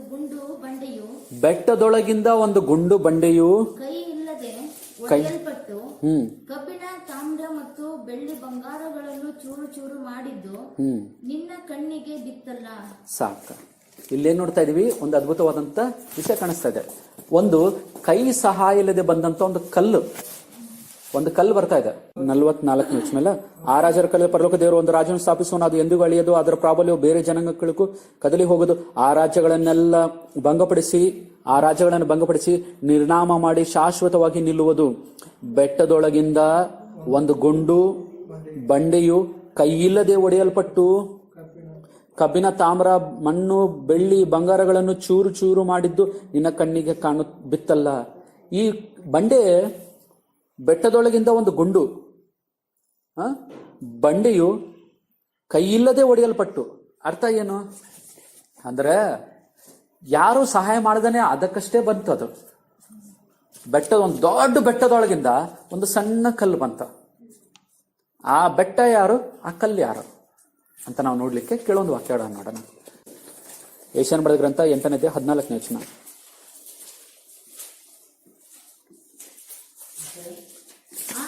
ಆತನು ಆಶ್ರಯವಾಗುವನು. ಆತನ ಇಸ್ರಾಯೇಲಿನ ಎರಡು ಮನೆತನಕ್ಕೆ ಎಡವುವ ಕಲ್ಲು, ಮುಗ್ಗರಿಸುವ ಬಂಡೆಯು, ಯೆರೂಸಲೇಮಿನ ನಿವಾಸಿಗಳಿಗೆ ಬಲೆಯು ಬೋನು ಆಗುವುದು. 28ನೇ ಅಧ್ಯಾಯ 16ನೇ ವಚನ ಕೂಡ ಹೋದಾನ. 16ನೇ ವಚನ. ಕರ್ತನಾದ ಯೆಹೋವನು ಹೀಗೆ ಹೇಳುತ್ತಾನೆ, ಇಗೋ, ಪರೀಕ್ಷಿತವಾಗಿಯೂ ಮಾನ್ಯವಾಗಿಯೂ ಇರುವ ಮೂಲೆಗಲ್ಲನ್ನು ಚೀಯೋನಿನಲ್ಲಿ ಸ್ಥಿರವಾದ ಅಸ್ಥಿವಾರವನ್ನಾಗಿ ಇಡುತ್ತೇನೆ. ಒಂದು ಕಲ್ಲನ್ನ ದೇವರು ಇಡ್ತೀನಂದ. ಆ ಕಲ್ಲು ಯಾರು? ಮತ್ತೆ ಬರೆದ ಸುವಾರ್ತೆ 16ನೇ 18-19ನೇ ವಚನ. ಮತ್ತೆ ಬರೆದ ಸುವಾರ್ತೆ 16ನೇ 18-19ನೇ ವಚನ. ಅಪೊಸ್ತಲಗಳು 4ನೇ 11ನೇ ವಚನ. ಅದನ್ನ ಕ್ರಿಸ್ತನೇ ಆ ಕಲ್ಲು. ಆ ಕಲ್ಲನ್ನ ಇವರು ತಿರಸ್ಕಾರ ಮಾಡಿದ್ರು. ನೀವು ತೆಗೆದಾಕದಂತ ಆ ಕಲ್ಲನ್ನೇ ದೇವರು ಮೂಲೆಗಲ್ಲನ್ನಾಗಿ ಮಾಡಿದ. ಆ ಕಲ್ಲು ಯಾರಂದ್ರೆ ಕ್ರಿಸ್ತನೇ. ಈಗ ನಾವು ಈ ಇದರಲ್ಲಿ ನೋಡುವಂತ ಕಲ್ಲು ಯಾವ್ದಂದ್ರೆ ಈ ದಾನಿಯೇಲ್ ಗ್ರಂಥದಲ್ಲಿ, ಆ ಕಲ್ಲು ಯಾರು? ಯೇಸು ಕ್ರಿಸ್ತನು. ಕೈ ಸಹಾಯ ಇಲ್ಲದೆ ಬಂದಂತ ಅಂದ್ರೆ ಅಲ್ಲೇನಂತ ಇದೆ, ಯಾವ ಸಹಾಯವಿಲ್ಲದೆ ಬೆಟ್ಟದೊಳಗಿಂದ ಒಂದು ಗುಂಡು ಬಂಡೆಯು ಕೈಯಿಲ್ಲದೆ ಒಡೆಯಲ್ಪಟ್ಟ ಅಂದ್ರೆ ಅರ್ಥ, ಈಗ ಯೇಸು ಕ್ರಿಸ್ತನು ಹುಟ್ಟಿದಾಗ ಪುರುಷನ ಸಹಾಯವಿಲ್ಲದೆ ಮರೆಯಳ ಗರ್ಭದಲ್ಲಿ ಹುಟ್ಟಿ ಬಂದ. ಕ್ರಿಸ್ತನ ಹೇಗೆ ಹುಟ್ಟಿ ಬಂದ? ಯಾವ ಪುರುಷನ ಸಹಾಯವಿಲ್ಲದೆ ಹುಟ್ಟಿದಂತ ಕ್ರಿಸ್ತನನ್ನ ತೋರಿಸ್ತಾ ಇದ್ದಾರೆ. ಈ ಕಲ್ಲು ಬಂದು ಏನ್ ಮಾಡ್ತೈತಿ? ಇದು ಬಂದು ಕಬ್ಬಿಣ, ತಾಮ್ರ, ಮಣ್ಣು, ಬೆಳ್ಳಿ, ಬಂಗಾರ ಚೂರು ಚೂರು ಮಾಡಿದ್ದು ನಿನ್ನ ಕಣ್ಣಿಗೆ ಬೆತ್ತಲ್ಲ. ಇದರಿಂದ ಪರಲೋಕ ದೇವರು ಮುಂದೆ ನಡೆಯುವ ವಿಷಯಗಳನ್ನು ರಾಜನಿಗೆ ತಿಳಿಯಪಡಿಸಿದ್ದಾನೆ. ಕನಸು ನಿಜ, ಅದರ ಅರ್ಥವು ನಂಬತಕ್ಕದ್ದು ಎಂದು ಹೇಳಿದನು. ಆಗ ರಾಜನಾದ ನೆಬೂಕದ್ನೆಚ್ಚರನು ಅಡ್ಡ ಬಿದ್ದು ದಾನಿಯೇಲನ್ನು ಪೂಜಿಸಿ ಅವನಿಗೆ ನೈವೇದ್ಯ ಮಾಡಿ ಧೂಪ ಹಾಕಬೇಕೆಂದು ಆಜ್ಞಾಪಿಸಿ ಅವನ ಮಾತಿಗೆ ಪ್ರತ್ಯುತ್ತರವಾಗಿ, ನೀನು ಈ ರಹಸ್ಯವನ್ನು ಬಯಲಿಗೆ ತರಲು ಸಮರ್ಥನಾದ ಕಾರಣ ನಿಮ್ಮ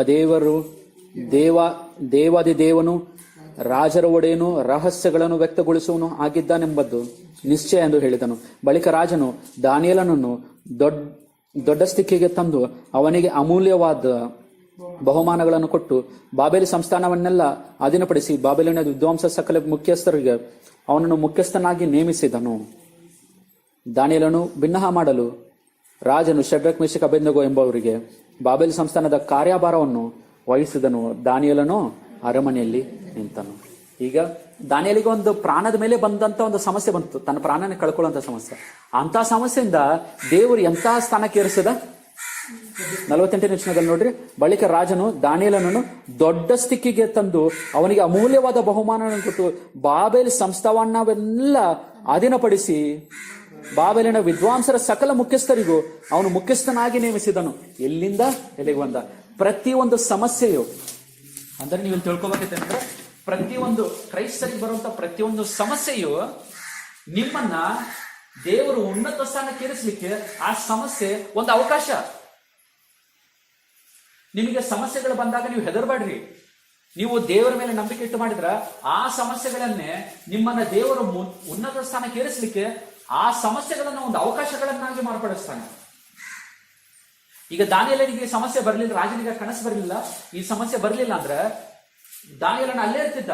ಆದ್ರೆ ನೆಬೂಕದ್ನೆಚ್ಚರನಿಗೆ ಕನಸು ಬಂತು, ಒಂದು ಸಮಸ್ಯೆ ಬಂತು, ತನ್ನ ಪ್ರಾಣದ ಮೇಲೆ ಬಂತು. ಅವನ ಕನಸಿನ ಭಾವ ಹೇಳ್ದ. ಈಗ ಅವನ್ನ ಎಲ್ಲರಿಗಿಂತ ಮುಖ್ಯಸ್ಥನಾಗಿ ಮಾಡಿಬಿಟ್ಟ ದೇವರು. ಸೊ ನಮ್ಮ ಜೀವನದಲ್ಲೂ ಸೇವೆಗಳಲ್ಲೂ ಕಷ್ಟ ಬಂದಾಗ, ಅಡ್ಡ ಬಂದಾಗ, ಸಮಸ್ಯೆಗಳು ಬಂದಾಗ ಹೆದರಬೇಡ್ರಿ.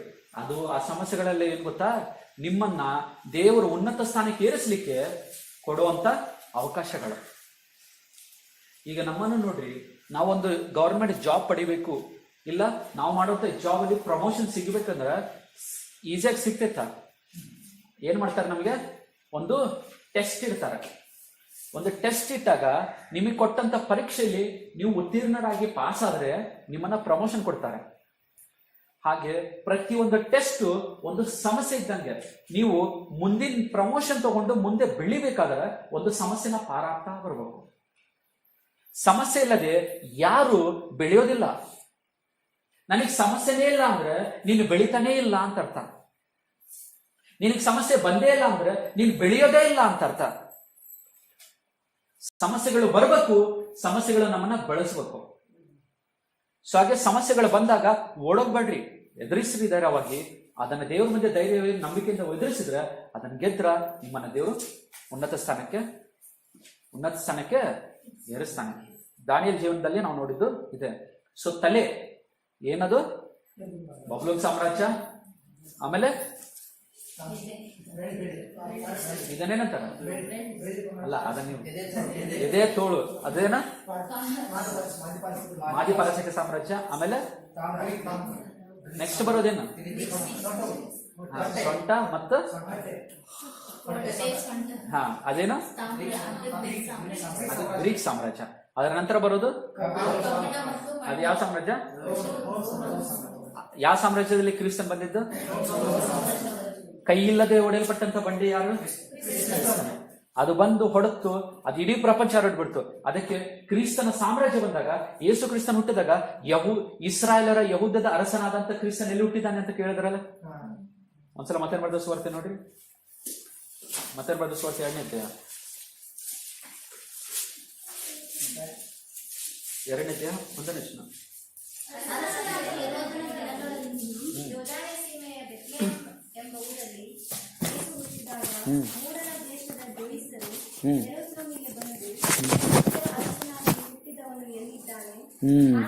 ಯೇಸು ಕ್ರಿಸ್ತನ್ ಹುಟ್ಟಿದಾಗ ಏನಂತ ಉಚ್ಚರಿಸ್ತಾ ಇದಾರೆ? ಆತನನ್ನ ಅರಸನು, ಈತನೇ ಪ್ರಪಂಚವನ್ನು ಆಳುವಂತ ಅರಸನು. ಈತನ ಸ್ಥಾಪಿಸಿದಂತ ಸಾಮ್ರಾಜ್ಯ ಪ್ರೀತಿಯ ಸಾಮ್ರಾಜ್ಯ. ಯೇಸು ಕ್ರಿಸ್ತನ ಸಾಮ್ರಾಜ್ಯ ಯಾವುದು ಅಂದ್ರ ನಾವೇ. ಇವತ್ತು ಪ್ರಪಂಚದಲ್ಲಿ ಹರಡುವಂತ ಸಭೆಗಳಿದಾವಲ್ಲ, ಕ್ರಿಸ್ತನ ಸಭೆನೇ ಕ್ರಿಸ್ತನ ಸಾಮ್ರಾಜ್ಯ. ಈಗ ಕ್ರಿಸ್ತನ ಸಭೆ ಇಲ್ಲದರಂತ ಯಾವ್ದಾದ್ರು ದೇಶ ಇದೆಯಾ? ಎಲ್ಲೂ ಇಲ್ಲ. ಈಗ ಎಲ್ಲಾದ್ರೂ ಸಭೆಗಳನ್ನು ಎಷ್ಟು ಹೊಡೆಯಕ್ ಪ್ರಯತ್ನ ಮಾಡಿದ್ರು, ಎಷ್ಟು ನಿಲ್ಸಕ್ ಪ್ರಯತ್ನ ಮಾಡಿದ್ರು, ಸಭೆ ಎಷ್ಟು ಬೆಳೀತಾ ಇದ್ದಾನೆ ಹೊರತು ನಿಲ್ತಾ ಇಲ್ಲ. ಈ ಸಭೆಗಳು ಶಾಶ್ವತ ಕಾಲ, ಭೂಮಿ ಇರೋವರೆಗೂ ನಿಲ್ಲುವಂತ ಸಭೆಗಳು ಇದೇ ಕ್ರಿಸ್ತನ ಸಾಮ್ರಾಜ್ಯ. ಇದು ಕ್ರಿಸ್ತನ ಸಾಮ್ರಾಜ್ಯ ಅಂತ ತೋರಿಸ್ತೈತೆ. ಅದೇ ನಾವು 2ನೇ ಅಧ್ಯಾಯದಲ್ಲಿ